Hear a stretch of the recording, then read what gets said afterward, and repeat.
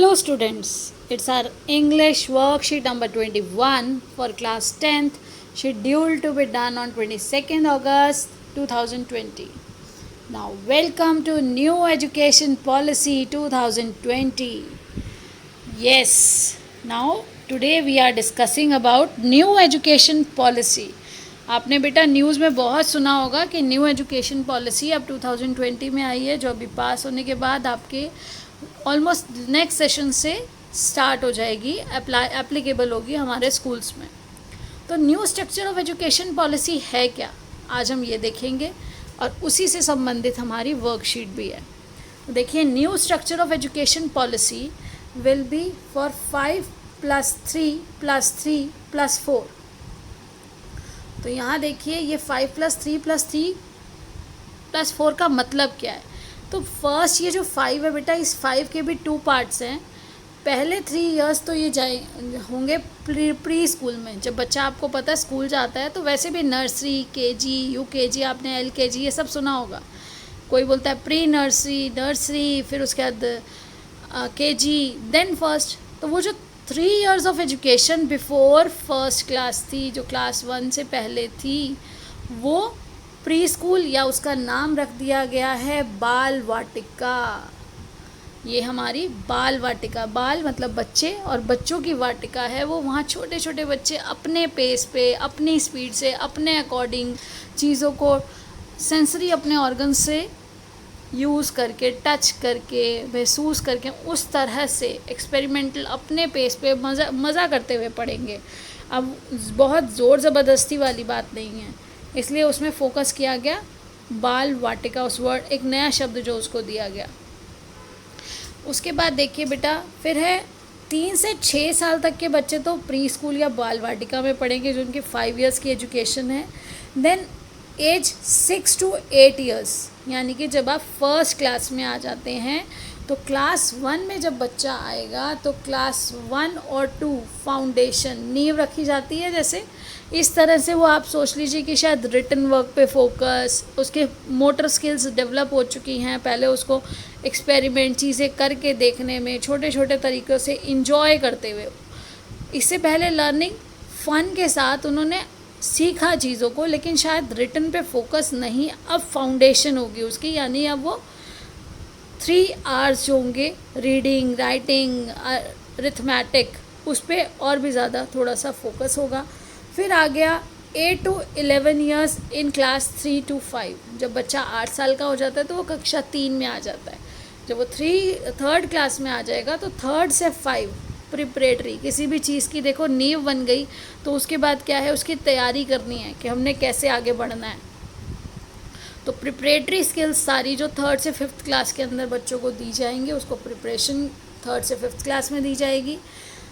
इसके बाद हम जिसको बोलते हैं मिडिल स्कूल, जो अभी भी है 6 to 8th क्लास को मिडिल स्टेज बोला जाता है। तो मिडिल स्टेज में अब नया क्या है, मिडिल स्टेज में बेटा ये नया हुआ है कि अब मिडिल स्टेज पर फोकस किया जाएगा, ज़्यादा ध्यान दिया जाएगा experimental learning in the science, mathematics, arts, social science and humanities.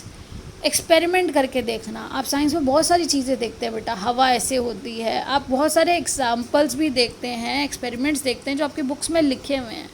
हम कुछ को कर पाते हैं, कुछ को नहीं कर पाते हैं, कुछ को एक्सपीरियंस, लेकिन अब ज़्यादा से ज़्यादा एक्सपीरियंस दिया जाएगा और हर चीज़ को सामने होता हुआ आप देखेंगे। वो जो लैब्स हैं आपके स्कूल्स में, वो और भी ज़्यादा अच्छी हो जाएंगी, ताकि वो छोटी से छोटी चीज़ को भी आपको एक्सपेरिमेंट लेवल पे दिखाया जा सके। और क्यों दिखाया जा सके, ताकि आप उस चीज़ के पीछे जो बेस है उसको समझ सकें, आखिर वो होता क्यों है ऐसा, वाई और वाई नॉट। अगर नहीं करना है तो क्यों नहीं करना है। जब हम करके देखते हैं तो उस चीज़ को लंबे समय तक हैंड्स ऑन ट्रेनिंग मिलेगी बच्चों को। हैंड्स ऑन ट्रेनिंग बेटा, या उसको बोलते हैं लर्निंग बाय डूइंग। आप करके जो चीज़ सीखेंगे। और एक और चीज़ आप आगे पढ़ेंगे कि इसी स्टेज तक, 8th क्लास तक, बच्चा अपनी मदर टंग में पढ़ सकता है, लोकल लैंग्वेज में, या होम लैंग्वेज जो उसकी है, जिससे वो शुरू से फेमिलियर है। आप बचपन से जिस भाषा से फेमिलियर होते हैं, आपके घर में बोली जाती है, आपके आस पड़ोस में बोली जाती है, आप हर मुश्किल से मुश्किल कंसेप्ट को बहुत इजीली समझ जाते हैं उस भाषा में। तो इसी तरह से जैसे अब मैं आपको इंग्लिश में लिखा हुआ फिर भी हिंदी में एक्सप्लेन कर रही हूँ, क्योंकि हम सब भारतवासी, हमारी हिंदी जो है वो राष्ट्रीय भाषा है, राजभाषा है, और हम सभी को हिंदी बहुत अच्छे से आती है। इंग्लिश आप कई बार फॉरेन लैंग्वेज है, हम लोगों के पास इतना एक्सपोजर नहीं है, तो यहाँ पे एक्सपोजर की ही बात हो रही है कि आपको पूरे अवसर मिलें, और हमें पूरे अवसर और हर चीज़ को समझने का पूरा मौका बहुत आसानी से मिल सकता है अगर वही भाषा को हम स्कूल में जाकर भी इस्तेमाल करके अपनी पढ़ाई कर सकें। तो यहाँ पर क्या हुआ, 6 to 8th क्लास तक के बच्चे के लिए हमें ये बताया गया। अब इसके बाद चेंज क्या है बेटा, 14 से 18 साल का जो बच्चा है, जब आप 9th क्लास में आते हो तो 9th क्लास को अब तक सेकेंडरी लेवल कहा जाता था और 11th 12th को कहा जाता था सीनियर सेकेंडरी। लेकिन अब 9th से 12th पूरा एक साथ कंबाइन कर दिया गया है और उस स्टेज को बोला गया है सेकेंडरी स्टेज, जो मल्टी डिसिप्लिनरी है, यानी कि आप जो सब्जेक्ट चाहें, जो ऑप्शंस हैं, वो उनमें से कोई भी जो आपको पसंद है वो आप ले सकते हैं। ऐसा क्यों किया गया, आपके इंटरेस्ट जिसमें है आप उसमें टायरलेसली वर्क कर सकते हैं, यानी कि बिना थके।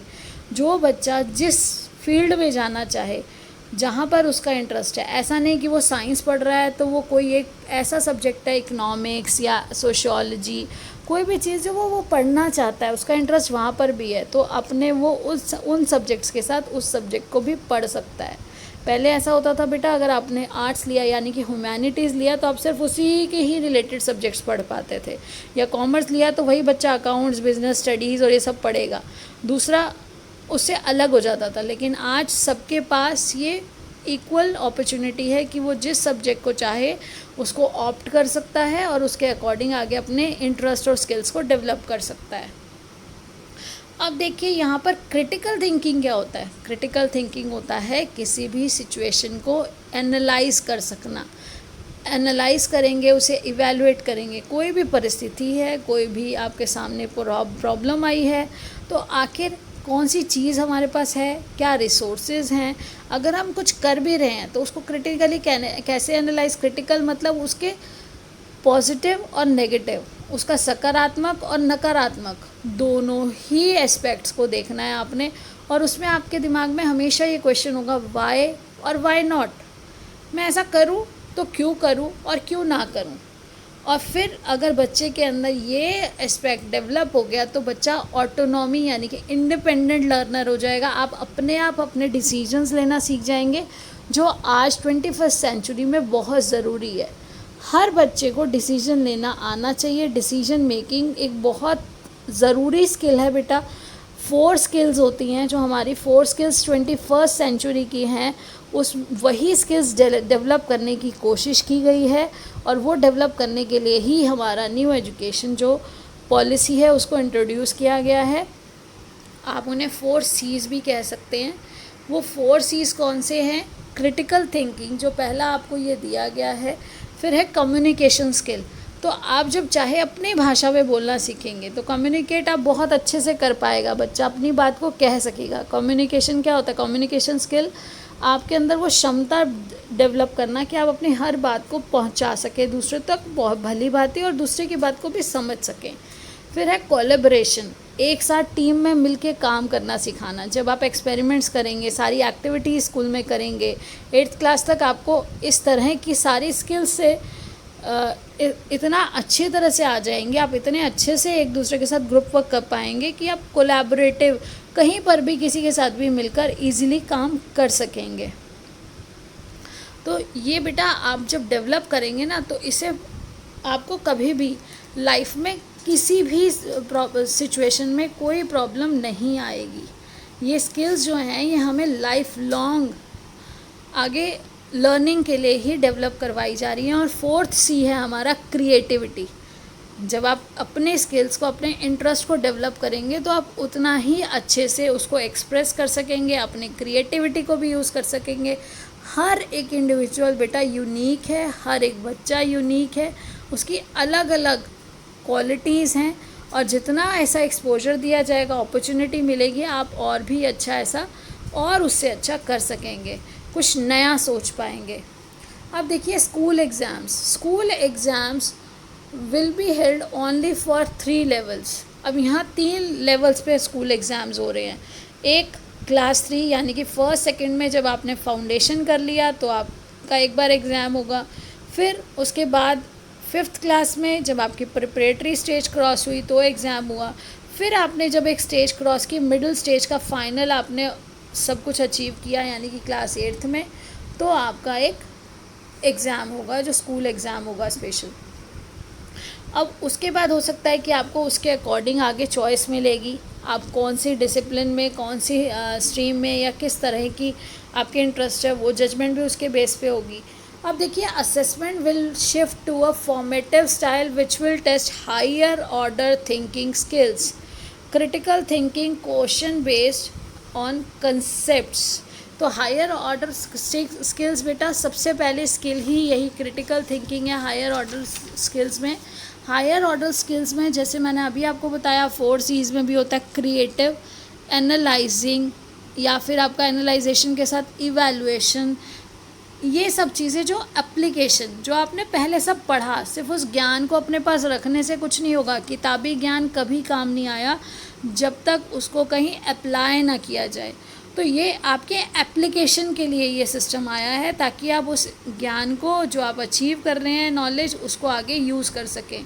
फिर उसके बाद है बेटा, board exams will continue but these will be designed for all round development. तो जो बोर्ड एग्ज़ाम्स होंगे, जैसे अब 10th और 12th का बोर्ड होता है, तो बोर्ड एग्ज़ाम्स पहले आपको फॉर्मेटिव जो वर्ड है इससे पहले वाले में, तो देखिए फॉर्मेटिव का मतलब यहाँ पर जो ये रह गया, ये फॉर्मेटिव स्टाइल क्या होता है? फॉर्मेटिव होता है कि एकदम लास्ट में नहीं, सबमिटिव और फॉर्मेटिव 2 स्टाइल्स होते हैं एग्ज़ाम के।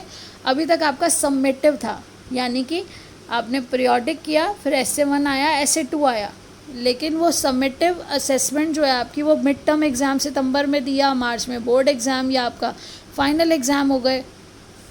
अब आपकी ईच एंड एक्टिविटी जो आप क्लास में करेंगे, जो आप एक्सपेरिमेंट्स कर रहे हैं, साथ साथ आपकी इवैल्यूएशन होती रहेगी। फॉर्मेटिव होती है जो लगातार चलती है, अंत में नहीं होती है। पहले होता था लास्ट में आपका एग्ज़ाम होगा, नहीं, अब आपका रेगुलर चलते रहेंगे, साथ साथ आप सीखेंगे और साथ साथ आपका असेसमेंट होगा, उसको इवैल्यूएट किया जाएगा। फिर उसके बाद ये जो बोर्ड एग्ज़ाम है, बोर्ड एग्ज़ाम होंगे, will continue but these will be designed for all round development. All round development हो गए, खाली बुकिश लैंग्वेज पे या बुकिश नॉलेज पे नहीं आपका बेस्ड होगा, आपका एग्ज़ाम बेस्ड होगा कि आप कितना उस नॉलेज को आगे अप्लाई कर पाते हैं। Board exam will have lesser stake, all students will be allowed to take board exam twice during any school year. One will be main examination and one for improvement if desired. बेटा, अभी तक आपका board exam एक ही बार finally मार्च में होता है, जो फरवरी and या मार्च से शुरू होता है, लेकिन अब जो बोर्ड एग्ज़ाम होगा वो 2 बार होगा एक ही अकेडमिक, एक ही सेशन में, जिसमें एक तो आपने बोर्ड एग्ज़ाम मेन दे दिया, लेकिन फिर भी अगर आपको लगता है नहीं मैं उससे अच्छा कर सकती थी या कर सकता था, तो आपको एक और बार एग्ज़ाम में बैठने के लिए अपॉर्चुनिटी, जिसको इम्प्रूवमेंट का ऑप्शन दे दिया गया, अगर वो बच्चा चाहता है तो। ऐसा नहीं है कि हर किसी को देना है, लेकिन अगर वो बच्चा महसूस करता है कि नहीं, जो मैंने अचीव किया है मैं इससे अच्छा अचीव कर सकता हूँ या कर सकती हूँ, तो उसके पास ये ऑप्शन बोर्ड ने अब दे दिया है कि वो एक बार फिर उसी सेम ईयर में बिना टाइम वेस्ट किए, क्योंकि सेशन चेंज हो जाएगा अगर वो 1 साल वेस्ट हो जाएगा अगर अगले साल दोबारा एग्ज़ाम देगा, तो उसके लिए भी एक नया ऑप्शन आया जो बहुत अच्छा है कि with in the same year वो बच्चा जो है अपनी इम्प्रूवमेंट कर सकता है। क्योंकि कुछ ऐसी अपॉर्चुनिटीज़ होती है जिसमें मिनिमम एलिजिबिलिटी परसेंटेज होती है, तो एलिजिबिलिटी क्राइटेरिया को कंप्लीट करने के लिए या अपनी एफिशिएंसी को प्रॉपर अचीव करने के लिए वो बच्चा उसे दोबारा भी दे सकता है। अभी हमने डिस्कस किया था कि जो होम लैंग्वेज है या मदर टंग है, लोकल लैंग्वेज है, अब उसका यूज़ किया जाएगा पढ़ाने के लिए क्लास 8 तक, जिससे बच्चा बहुत ईज़िली अंडरस्टैंड कर सकेगा। बेटा, क्या होता है जब दूसरी लैंग्वेज होती है तो फॉरेन लैंग्वेज की वोकैबुलरी भी अलग होती है। इंग्लिश के बहुत से ऐसे शब्द हैं जो हमें नहीं पता, हमें उसके लिए डिक्शनरी देखनी पड़ती है, उसे इमेजिन करना मुश्किल होता है। बच्चा उस समय इमेजिनेशन सीख रहा है। क्लास 8 तक बच्चा कुछ कंसेप्ट्स को अभी इमेजिन करना सीखता है, तो वो बहुत आसान हो जाता है अगर वो उसकी उस लैंग्वेज में हो जिससे वो फेमिलियर है। अगर लैंग्वेज भी अलग हो गई, कंसेप्ट्स भी इमेजिनेशन पे आना शुरू हो गए, तो वो इमेजिनेशन पावर कहीं ना कहीं हैम्पर होती है, उसमें रुकावट आती है। तो इसी कारण हमारी मदर टंग, जैसे अगर आज आप सोचो कि आप हिंदी का एग्ज़ाम होता है तो आप सोच लेते हैं कोई बात नहीं, मुझे हिंदी जो है वो तो मैंने सारे पढ़ लिए चैप्टर, मैं बहुत आसानी से उत्तर लिख सकती हूँ। लेकिन अगर इंग्लिश के आप लिखने लगते हैं, अब आप इंग्लिश का सब्जेक्ट ये आपका है, तो आपको each and every sentence, sentence structure, sentence frame, हर चीज़ का ध्यान रखना पड़ता है, आपको कॉन्शियस रहना पड़ता है। और उस समय बच्चा छोटा है, वो उस तरह से नहीं कर पाता, तो इसीलिए उसको अगर उसकी मदर टंग में या लोकल लैंग्वेज में समझाया जाएगा तो वो बहुत ईजी होगा उसके लिए किसी भी नॉलेज को या नई चीज़ को, ज्ञान को प्राप्त करने में। अब देखिए बेटा, उसके बाद है all subjects will be offered eight 2 levels. तो हर सब्जेक्ट जो आपके हैं वो 2 लेवल्स में होंगे, जैसे for which beginning will be done with mathematics. अभी आपने देखा है कि हमारे मैथमेटिक्स के 2 लेवल्स हो चुके हैं। हमने मैथ्स का अभी देखा कि मैथ्स के 2 लेवल्स, अभी जो लास्ट बोर्ड एग्ज़ाम हुआ है उसमें भी मैथ्स 2 लेवल्स में आया था। मैथ्स के 2 लेवल्स कौन कौन से हो गए हैं बेटा? एक हो गया है बेसिक मैथमेटिक्स और एक हो गया आपका स्टैंडर्ड मैथ्स। तो जो स्टैंडर्ड मैथमेटिक्स है वो एडवांस लेवल है। जो स्टैंडर्ड वाला मैथ्स है, स्टैंडर्ड मैथमेटिक्स जो है बच्चों का, वो बच्चे जो आगे हायर स्टडीज़ में भी मैथ्स से रिलेटेड सब्जेक्ट पढ़ने वाले हैं उनको स्टैंडर्ड मैथमेटिक्स का ऑप्शन मिला। लेकिन कुछ बच्चों को मैथ्स डिफ़िकल्ट लगता था तो उसकी वजह से वो बाकी सब्जेक्ट्स भी रह जाते थे, उनके बाकी में अच्छे नंबर है, मैथ्स में कम है तो परसेंटेज डाउन चली जाती थी या बच्चा रह जाता था। तो उसका मिनिमाइज़ करने के लिए, बच्चों को मोटिवेट करना और एटलीस्ट बेसिक नॉलेज हो उनके पास मैथ्स की, तो मैथ्स को 2 पार्ट्स में कर दिया गया लास्ट ईयर ही। एक बेसिक मैथमेटिक्स है जो बच्चे आगे मैथ्स नहीं लेना चाहते और उन्हें अब तक की पूरी नॉलेज हो, तो बेसिक मैथमेटिक्स, और स्टैंडर्ड जो एडवांस लेवल पे IIT या कहीं इस तरह से रिसर्च में कहीं जाना चाहते हैं तो वो बच्चे स्टैंडर्ड मैथमेटिक्स लेते हैं। अब इसके बाद देखिए बेटा, school students will have 10 bagless days. तो यहाँ पर सभी सब्जेक्ट्स इस तरह से डिवाइड होंगे, ऊपर बोल दिया। इसके बाद हमें एक और अपॉर्चुनिटी दे दी, आज आप 10th क्लास में हैं तो हमारी अपकमिंग अपॉर्चुनिटी ये भी है कि school students will have 10 bagless, 10 ऐसे दिन होंगे, 10 bagless days during which they are taught a vocation of their choice. तो आपकी चॉइस के अकॉर्डिंग कुछ वोकेशंस आपको ऑप्शंस दिए जाएंगे, उसमें से आप चूज़ करेंगे जो आपका फेवरेट है। उसके बेस पे 10 ऐसे दिन होंगे आपके जिसमें आप बैग स्कूल नहीं लेके जाएंगे, लेकिन आप अपनी वोकेशनल एजुकेशन, यानी कि अपने हाथ से करने वाली जो काम है, जो हम आगे चल के अपने प्रोफेशन में चेंज कर सकते हैं। जैसे आप एंटरप्रेन्योर माइंडसेट करिकुलम भी पढ़ रहे हैं, तो उसमें क्या है, आप वो स्किल्स डेवलप कर लेंगे। आपको एक तो उनका अपने पीयर ग्रुप से, पीयर लर्निंग से पता भी चलेगा कि आपका इंटरेस्ट कौन से वोकेशन में है। उसके बेसिक्स जब आपको सिखाए जाएंगे तो वो आपकी लाइफ में वैसे भी काम आएंगे, क्योंकि ज़रूरत तो हमें हर किसी की चीज़ की पड़ती है। तो छोटा मोटा हमें ऑलराउंडर बनने में भी हेल्प मिली, हमें हर एस्पेक्ट पता चला किस वोकेशन में क्या रिक्वायरमेंट्स है और मेरा इंटरेस्ट कितना है उसमें, ताकि जब मैं उसको एज अ प्रोफेशन लूँ आगे बढ़कर। बेटा जब आप ट्रेनिंग लेंगे तो हायर ट्रेनिंग उसमें जाकर लेंगे तो आप बहुत अच्छे से परफॉर्म, आप अपना बेस्ट दे पाएंगे। और यहाँ पर आप उसका इनिशियल बेसिक जो उसकी अंडरस्टैंडिंग है, उसकी स्किल्स हैं, वो अंडरस्टैंड करके आप लर्न कर लेंगे तो आपके लिए बहुत इजी होगा आगे जाके वर्कफोर्स में ऐड ऑन होना। तो लर्निंग बाय डूइंग, और उसके बाद फिर हैंड्स ऑन ट्रेनिंग, आपको वहीं पे अपने फ्रेंड्स के साथ, अपने टीचर्स के साथ उस चीज़ को सीखने का मौका मिलेगा। तो आपके लिए कंफर्टेबल एनवायरनमेंट होगा, आपको कहीं जाके ढूंढना नहीं पड़ेगा कि अब मैं क्या काम कर सकती हूँ या मेरे लिए कौन सी चीज़ अच्छी है। वो ऑप्शन आपका स्कूल में ही क्लियर हो जाएगा कि मुझे किस फील्ड में जाना चाहिए। जो बच्चे बहुत ज़्यादा टर्मोइल कंडीशन में आ जाते हैं, आफ्टर 12th भी सोचते हैं अच्छा ये कोर्स नहीं तो कौन सा कोर्स, अच्छा ये नहीं तो मैं बताओ अब कौन सा काम ऐसा कर सकती हूँ या कर सकता हूँ, कौन सा बिज़नेस करूँ, कौन से ऐसे स्किल्स डेवलप करूँ जिससे मैं कभी अपना बेस्ट दे सकूँ। तो ये सब एक्सपोजर आपको स्कूल में ही मिल जाएगा। अब देखिए आज की हमारी वर्कशीट जो इस पूरे न्यू एजुकेशन पॉलिसी पर बेस्ड है, तो ये वर्कशीट हमारी है, write a letter to the principal of your school expressing your views about the new education policy, and the word limit is 120 to 150 words. You may write about the following things you are excited about. तो अब आपने education policy समझ ली है, तो अब आपको बताना है कि कौन सी चीज़ें जो आपको बहुत एक्साइटेड, जिसके लिए आप बहुत ज़्यादा आपको लग रहा है कि अरे कैसे होगा ये, बहुत ज़्यादा एक्साइटेड होंगे आप जिस चीज़ को जान के, या things that you are concerned about, जिसके बारे में आप सोचते हैं कि ऐसा कैसे होगा, या any questions coming to your mind, या कोई ऐसा सवाल है जो आपके दिमाग में आता है जो आप पूछना चाहते हैं, तो आप अपने प्रिंसिपल मैम या सर को लिख सकते हैं। तो ये आपको लेटर, उनको एक फॉर्मल लेटर है ये, क्योंकि किसी ऑफिसर को दिया जा रहा है। और आपके लेटर के 2 टाइप्स होते हैं, फॉर्मल एंड इनफॉर्मल। इनफॉर्मल हम अपने फैमिली मेम्बर्स को लिखते हैं, अपने फ्रेंड्स को लिखते हैं, और जब हम किसी ऑफिस में भेज रहे हैं, किसी ऑफिशियल इंस्टीट्यूशन में किसी भेज रहे हैं तो वहाँ पर हम फॉर्मल लेटर लिखते हैं। तो उसका एक एग्जांपल मैंने आपको यहाँ दे दिया है, लेकिन आप इसमें अपने व्यूज़ भी ऐड करिए, और आप जहाँ चाहे अपने अकॉर्डिंग उसको चेंज करके कर सकते हैं। जैसे फर्स्ट मैंने यहाँ अंडरलाइन किया है बेटा, आपका जो भी स्कूल का नाम होगा, the principal to the principal, तो देखिए सबके लिए सेम है। उसके बाद हम यहाँ पर आते हैं कि यहाँ पर जैसे स्कूल नेम है, तो आपका जो स्कूल नेम है आप वो यहाँ पर लिखेंगे। जैसे मैंने लिखा GG/SS number 2 model town Delhi, फिर आपने डेट लिखा। इसके बाद है सब्जेक्ट, तो आपका सब्जेक्ट क्या होगा,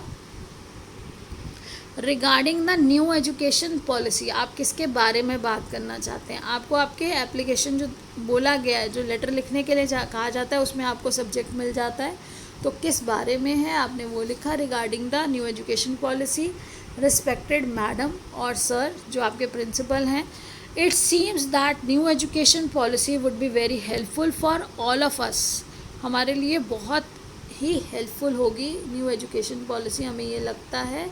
यहाँ पे फुल स्टॉप है। फिर as we would have a lot of opportunities,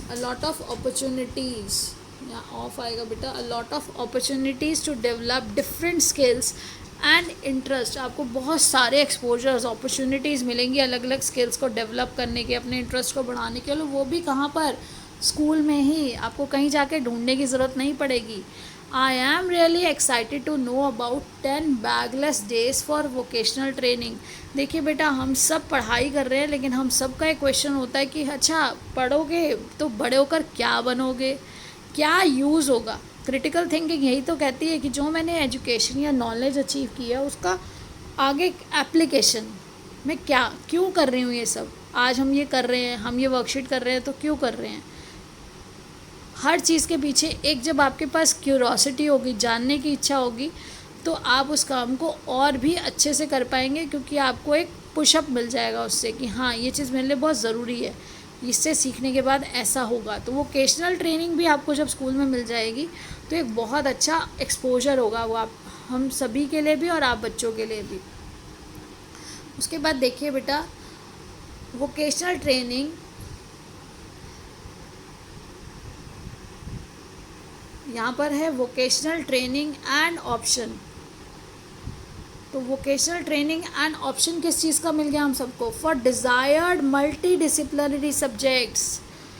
मुझे वोकेशनल वहाँ पर ट्रेनिंग भी मिलेगी स्कूल में, साथ ही साथ आज आप 10th क्लास में हो तो आपको वोकेशनल ट्रेनिंग भी मिलेगी, और साथ ही साथ हमें ये ऑप्शन मिल गया कि मैं जिस भी स्ट्रीम का, जो मेरा फेवरेट सब्जेक्ट है, जो अभी तक मुझे बहुत अच्छा लगा, जिसे पढ़ना और जिसके बारे में आगे जानना मुझे बहुत अच्छा लगता है, हो सकता है आप उसी सब्जेक्ट में बहुत अच्छा आगे कर जाएं, तो वो सभी सब्जेक्ट्स, नहीं तो आर्ट्स का बच्चा आर्ट्स ही पढ़ता था सारे सब्जेक्ट, कॉमर्स का कॉमर्स वाले सारे सब्जेक्ट होते थे, और जो साइंस स्टूडेंट्स हैं वो अपने बायो, फिज़िक्स, केमिस्ट्री, मैथ्स यही सब पढ़ते थे, उनको हिस्ट्री, इकोनॉमिक्स, पोल साइंस ये पढ़ना अलाउड नहीं था, वो उसको ऑप्ट नहीं कर सकते थे, लेकिन अब ये अलाउ कर दिया गया है। I found it really helpful that up to class 8 students will study in mother tongue। तो यहाँ देखिए बेटा, स्टूडेंट्स जो होंगे वो किस में पढ़ रहे हैं, अपनी मातृभाषा में पढ़ेंगे, इन मदर टंग। और local language which will help to develop real understanding. बेटा जब अभी मैंने उसका एक्सप्लेनेशन आपको दिया है कि मदर टंग अगर 8th क्लास तक है तो बच्चा बहुत ईजिली इमेजिन करेगा और न्यू कंसेप्ट को अंडरस्टैंड कर लेगा।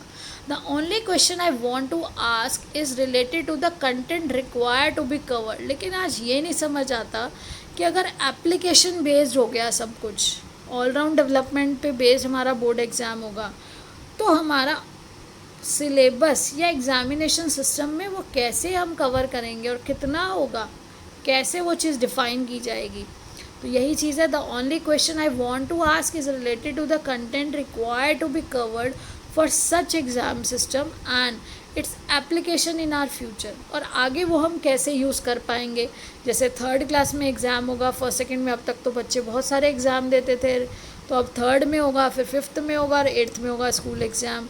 फिर उसके बाद वो बच्चा बाद में बोर्ड एग्ज़ाम में बैठेगा तो ऑल राउंड डेवलपमेंट चेक होगी, तो वो कैसे किस एस्पेक्ट पे चेक होगी, क्या सिस्टम बनेगा, क्या पैटर्न होगा, और फिर उसका हम यूज़ आगे कैसे कर सकेंगे। ये थोड़ा सा कंफ्यूजिंग है, जो अभी आगे हमें डिस्कशन के थ्रू स्कूल में और जब ये अप्लाई होगा तो इसके लिए और भी हमारे पास कंटेंट भी आएगा, एक्सप्लेनेशंस भी आएंगे और बहुत ही अच्छे से इसे अप्लाई किया जाएगा। I hope it will be helpful for all of us. Now thank you your sincerely. आप अपना यहाँ नाम लिखेंगे बेटा। देखिए आप यहाँ पे थैंकिंग यू के बाद सिंसियरली है, यहाँ कॉमा नहीं है। और सिंसियरली की स्पेलिंग ज़रूर ध्यान रखिएगा, कई बच्चे उसकी गलती कर देते हैं। सिंसियरली की स्पेलिंग और उसके नीचे आप बच्चा अपना नाम लिखिएगा। और बच्चा अपना नाम, बेटा आप जो अपना नाम लिखेंगे उसके बाद क्लास और रोल नंबर भी लिख सकते हैं साथ में। Sincerely. I hope everything is clear to you.